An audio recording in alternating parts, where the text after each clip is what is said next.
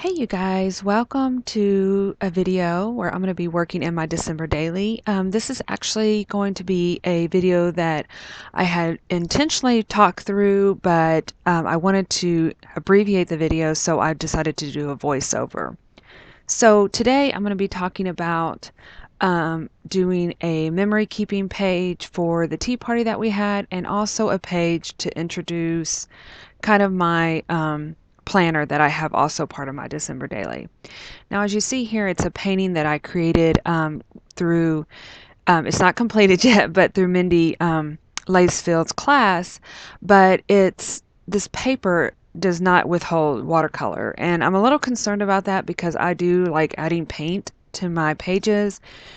But since my December is daily is already set up in this journal, I'm going to go with it. So we'll work it out as we go through, maybe adding some additional paper to thicken that process up, or maybe just creating on another page and gluing it to the actual journal pages. So I'm not too concerned about that.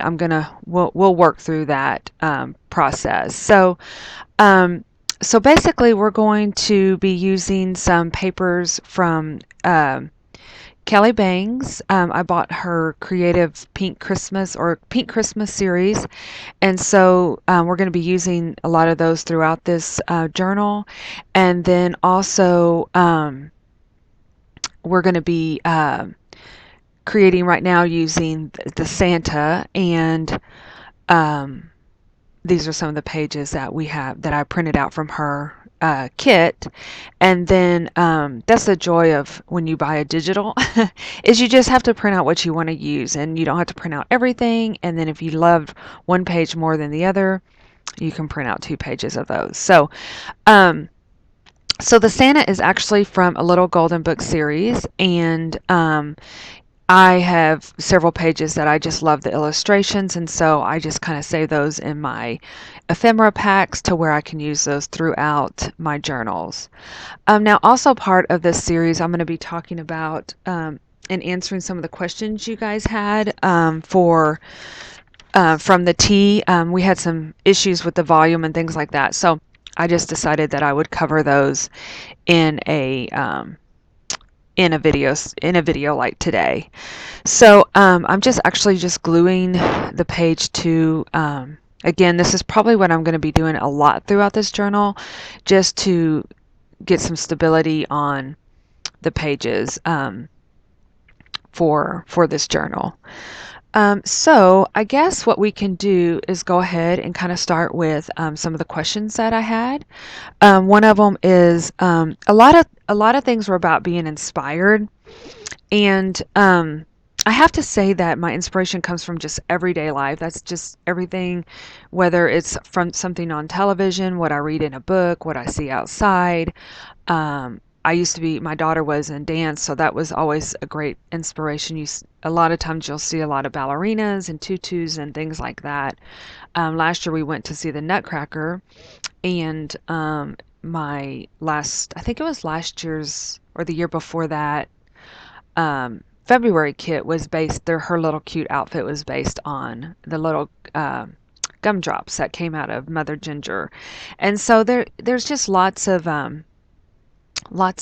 different ways to find inspiration. And if you're stuck, there's Pinterest, there's um, just look for things that inspire you, and always kind of have that thought in the back of your head. Could I create something that this makes me happy? What makes me smile? What brings joy?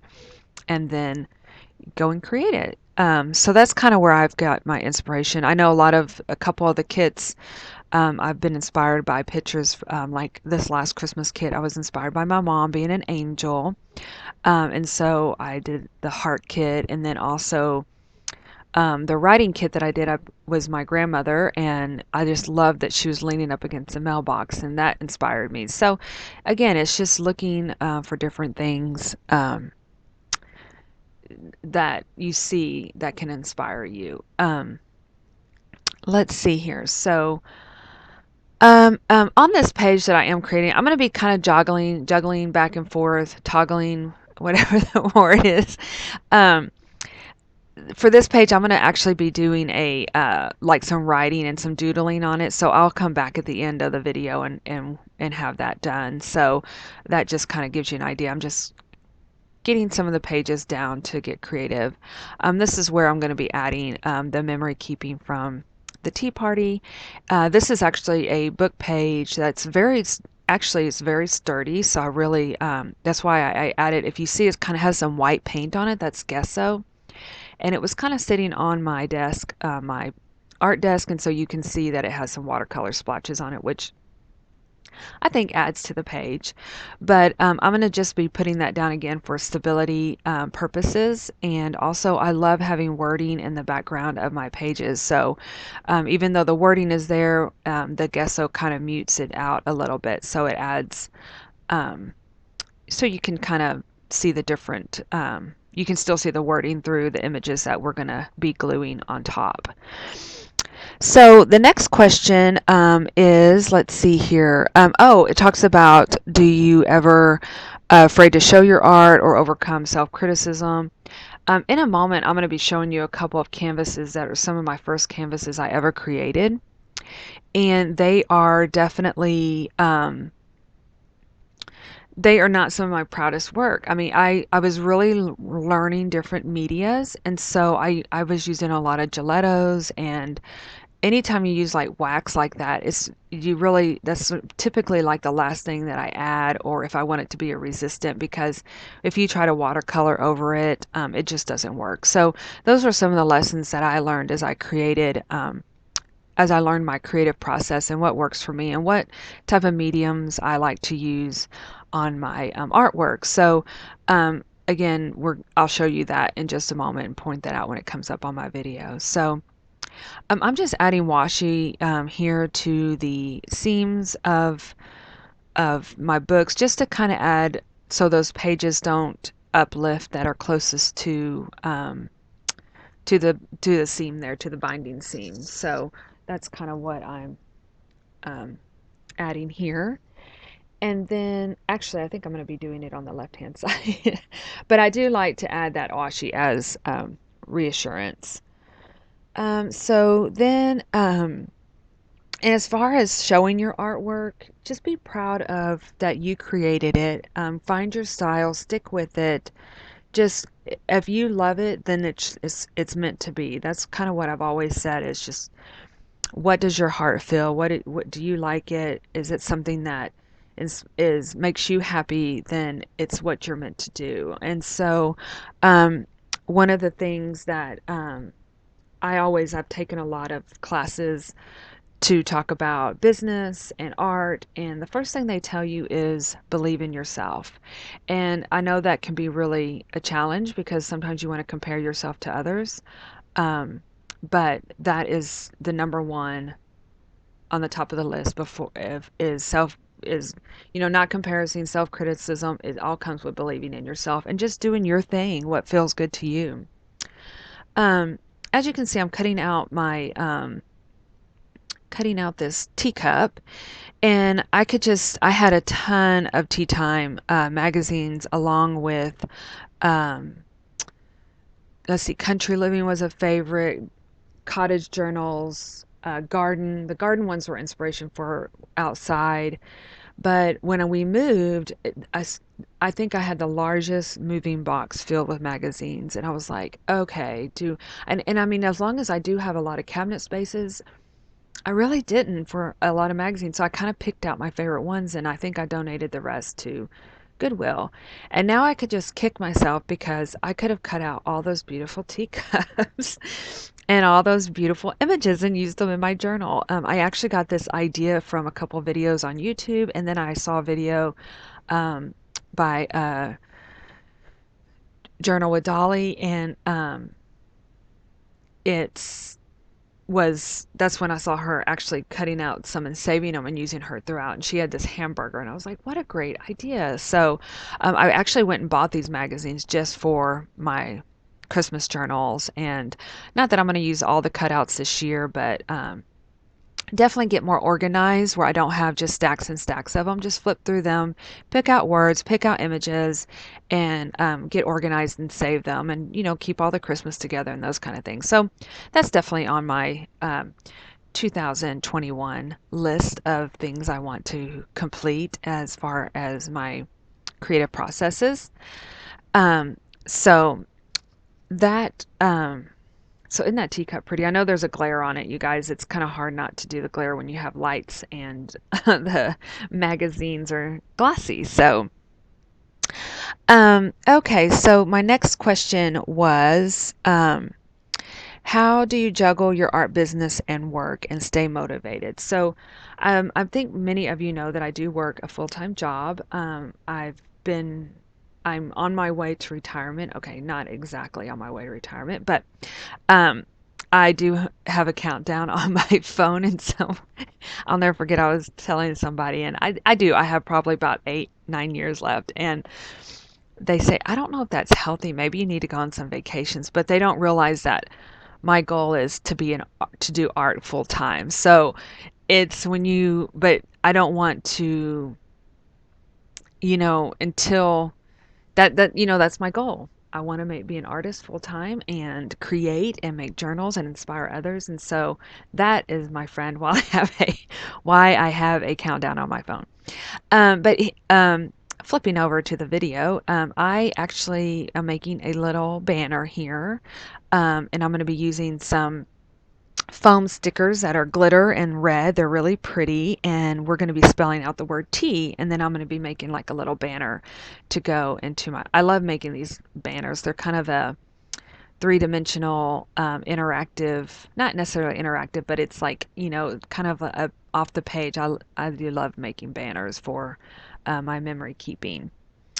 Um, so yeah, and then also staying motivated. As I mentioned, just saying I want to do art. It's my passion. I dream about it. I think about it. I constantly am having ideas. Now, by the end of the week, a lot of times, like Thursday evening, even into Friday, I am exhausted typically, mentally, physically. So I will find that a good night's rest is means a lot to me, to where it does trigger my imagination again, and I feel refreshed. So to me, coffee and sleeping are a must.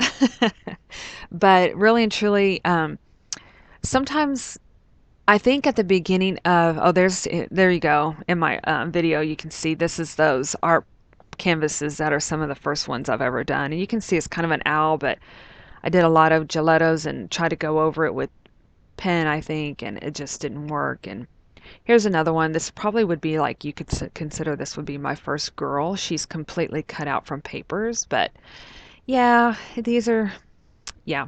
So, like I said, you got to play around with different types of medium to see what you love and what works. And oh, okay, you can't use a gelato and write with a pen on top of it. That's not going to work. So those are just some of the things that you kind of learn throughout your processes. But so anyway, going back to being motivated, um, when I started doing art, like making canvases, and two of my friends said, like, you ought to try to sell your art, and I was like, really, you think so?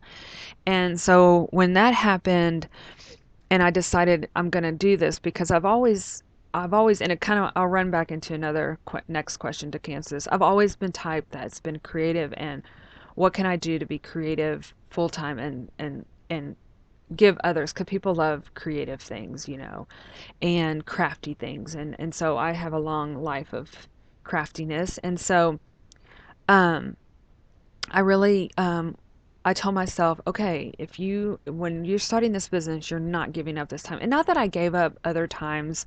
It's just you have family, you get unmotivated, other things come into play that take over. I'm like, having babies are just, takes up so much of your time, which is good. I mean, I'm not saying it doesn't, but um it's just a different it's just different phases, I guess, like they say, different seasons in your life. So but this time I made a promise to myself that I would not give up. So never ever ever give up has been on everything. I even have art pieces that have made it. And um, at this point, I've been doing it for so long, and my drive is there. My motivation, I guess, my motivation, my passion, that if I'm not creating or I'm not doing something like thinking ahead or making to-do lists or making other plans, I feel lost. I really do. And so I think at this point, it's driven in me um, that this is what I'm meant to do. And so that's where I find my motivation is I'm not giving up. I have a plan in place, which as before, I think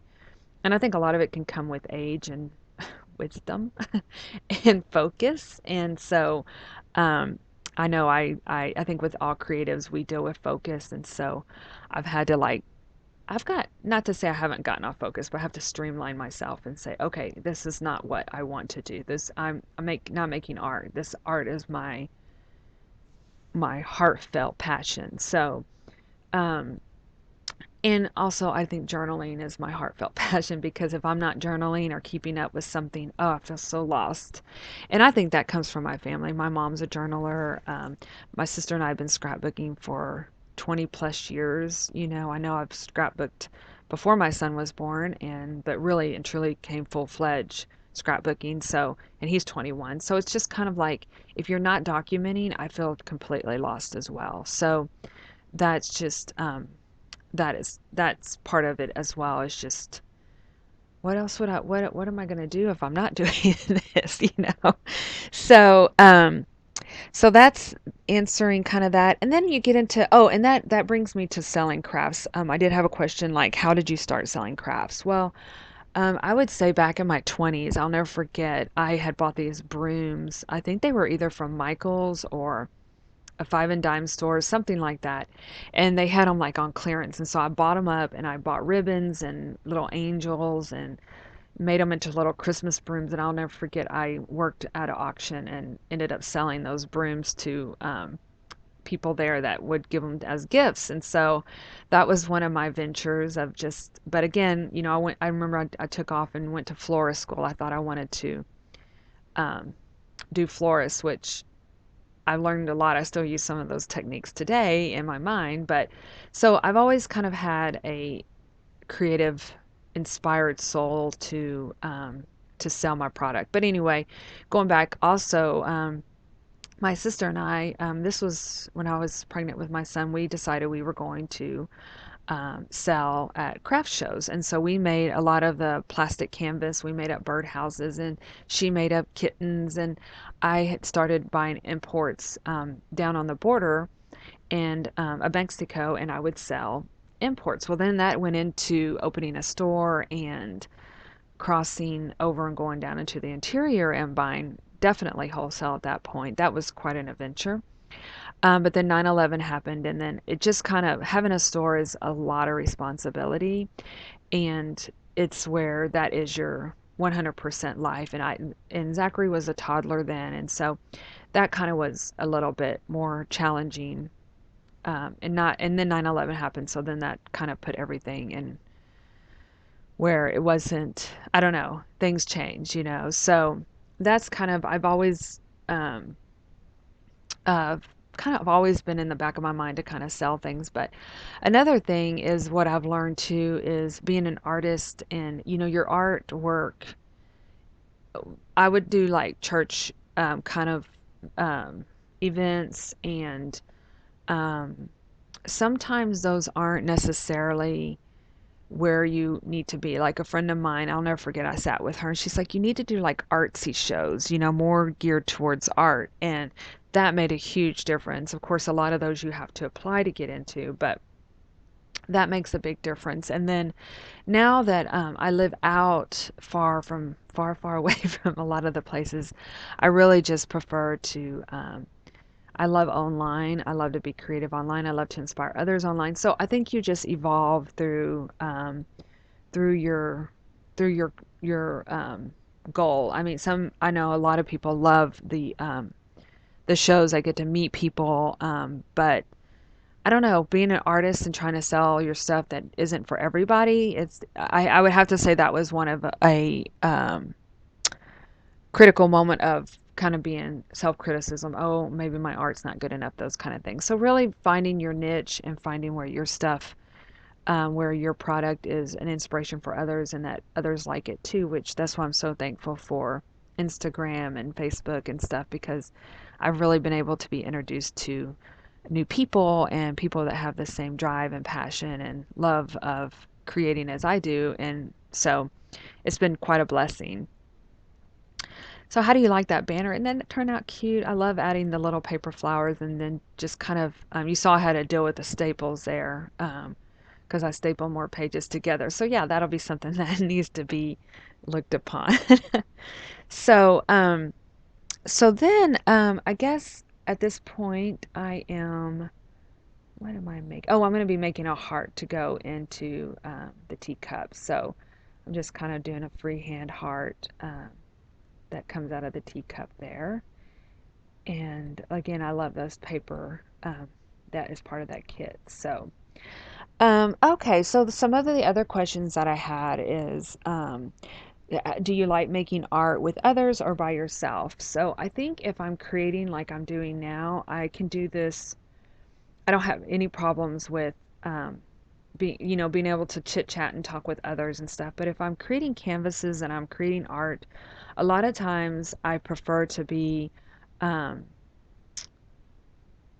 by myself, I guess. It's real hard for me to, I feel like I need to talk and entertain. And sometimes with art, I just like to get lost in what I'm doing and not worry about anything else. And so, a lot of times when I'm painting, even at home, it's hard for me to paint with everybody being up. So a lot of times the best time to paint is early in the mornings or late at night when not everybody's gotten up to start their day. So I'd have to say art by myself, but memory keeping, crafty things I can definitely do with others. So, and then a question of what do I, if I like living out in the country? I do. I love it. It's quiet. It's peaceful. Um, so you have totally different things that you see on a daily basis. I know people see deer all the time in the city too, but it's nice seeing them out there. It's just such a peaceful um, just to be able to look out and just see trees, like especially right now is my favorite time of the year when sometimes it's overcast skies and you've got your trees turning colors. It's just so beautiful. And so I think that's what I enjoy is being able to sit out on my back porch and drink my coffee, read my book, write in my journal. So those are the joys that I have of living out away from the city. So, and then there was questions about what kind of farm animals are we going to be getting next.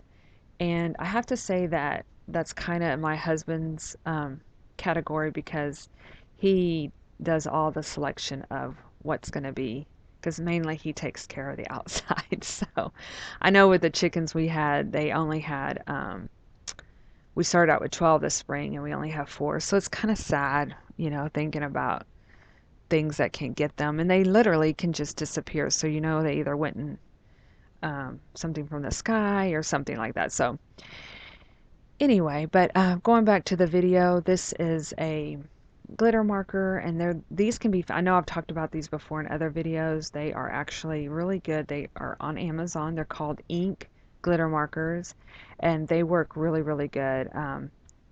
You have to make sure that they dry because I stuck my hand in it right now and got right here, right there is where, so they will get on you, but you can, they work out great and they sparkle wonderfully. So I always highly recommend them. I actually think I put them in a kit as well.